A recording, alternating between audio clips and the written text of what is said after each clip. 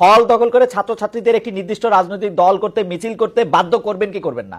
আমি প্রতিজ্ঞা করলাম, জি। হল দখল, হ্যাঁ। রুম দখল, ক্যাম্পাস দখলের কোনো কিছু যদি ছাত্র দল করে থাকে, আমি এই দল থেকে পদত্যাগ করবো, আমি ওয়াদা করলাম। আর কলেজ বা বিশ্ববিদ্যালয় ক্যাম্পাসে কোনো ভবন, কোনো অন্য কোনো স্থাপনার ক্ষেত্রে চাঁদাবাজি করবেন কি করবেন না? যদি সেই ধরনের দখলের ক্যাম্পাস, ওই যে কোনো দখলের ছাত্র দলের সামান্য সম্পৃক্ত থাকে এবং প্রমাণ পাওয়া যায়, আমি কথা দিয়ে গেলাম, ওয়াদা করে গেলাম।